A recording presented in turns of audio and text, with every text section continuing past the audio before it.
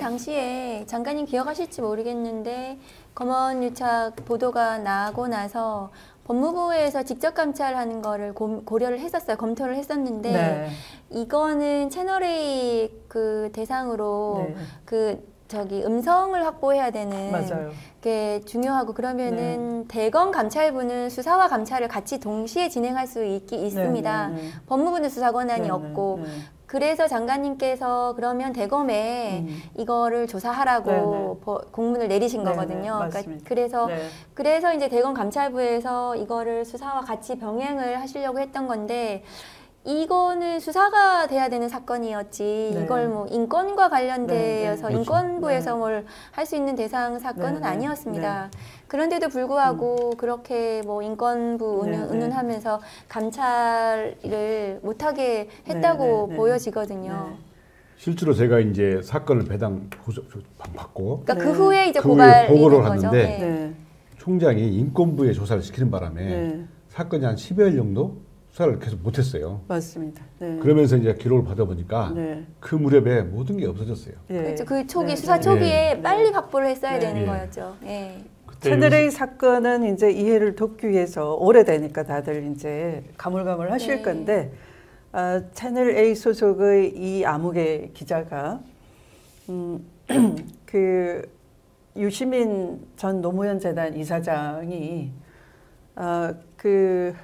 어떤 회사로부터 이제 강연료 명목으로 부정한 돈을 받았다라는 그 식으로 몰아가기 위해서 아마 유시민을 표적한 수사 공작이었다라고 처음에 취재 공작이었다라고 생각됩니다.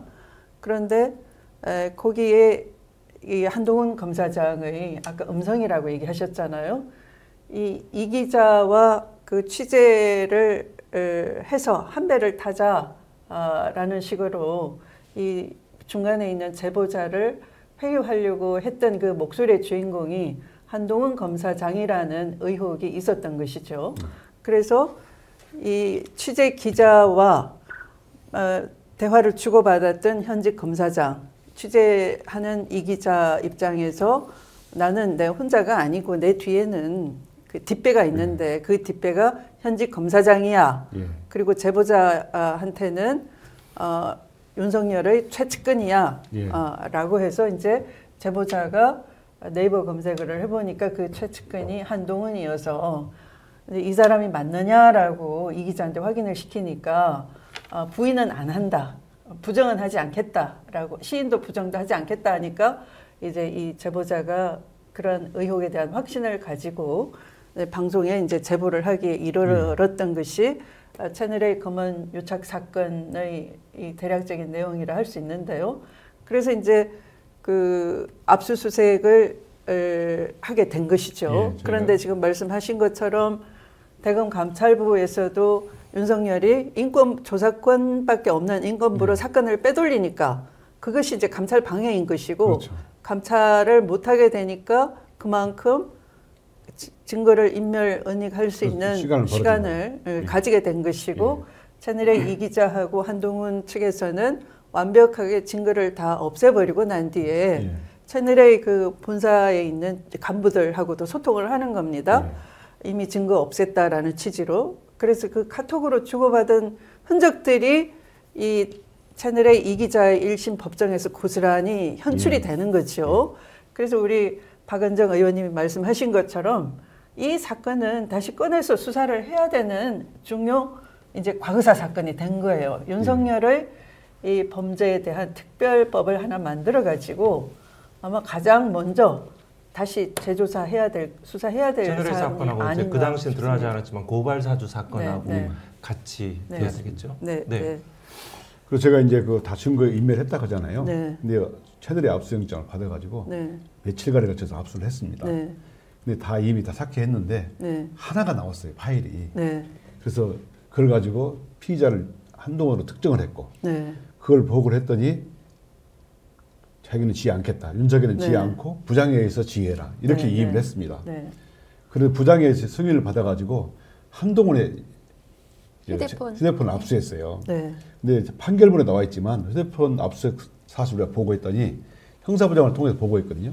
그걸 보고받은 윤석열 얼굴이 하얘지면서 매우 충격을 받은 모습이었다. 이렇게 얘기를 합니다. 그리고 이제 그 대검 부장회의에서도 이제 어쩌지를 못하니까 컨트롤이 안 되니까 전문 수사 자문단으로 그 지휘권을 다시 변경하겠다라는 식으로 해서 계속 수사 방해를 했던 거죠. 네, 그게 이제 1심에서 그 수사 방해로 인정이 됐었습니다. 네. 그래서 제가 이제 제1차 수사 지휘권을 발동합니다. 윤석열 자신이 애초에 이 사건은 측근이 관련된 이해 충돌 사안이니까 수사에서 손 떼겠다는 취지로 대검 부장회의에 수사 지휘를 일임해 놓고 그 다음에 전문 수사 자문단으로 구성해서 또다시 수사 개입을 하려고 하니 정말로 당신이 약속한 대로 수사에서 손을 떼세요.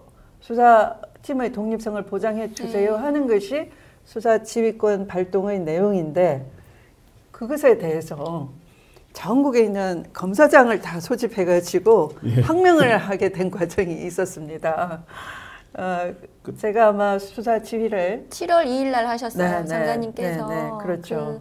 당시에 이제 수사 굉장히 고심하셨던 기억이 나고 저 사건 수사가 제대로 진행이 될 수 있도록 해야 되는데 그럼 어떻게 해야 되는가 고심하시다가 그럼 이제 독립된 수사팀이 그냥 대검에 보고하지 않고 수사 결과를 낼 수 있도록 해야 된다. 장관님은 늘 그 어떤 다른 이 고려 없이 그 일을 하는 사람, 그 직무를 수행하는 사람이 제대로 일을 할 수 있도록 하는 거 해줘야 된다. 이런 주의여셨거든요. 그래서 그럼 이 채널A 검언유착 사건도 그 수사팀이 잘 하고 있으니 그 사건을 수사하면 되겠네. 본인도 이해관계가 있으니까. 그래서 수사지휘권 7월 1일 날 발동을 하셨는데 보통 이제 저희가 장관님은 이제 정치인이셔서 모르실 수 있지만 수사지휘권 발동이라는 것은 총장으로서는 굉장히 좀 부끄러운 일이거든요. 왜냐하면 총장이 수사지휘를 제대로 못하니까 그 법무부 장관이 이제 구체적 사건에 대해서 지휘를 하신 거라서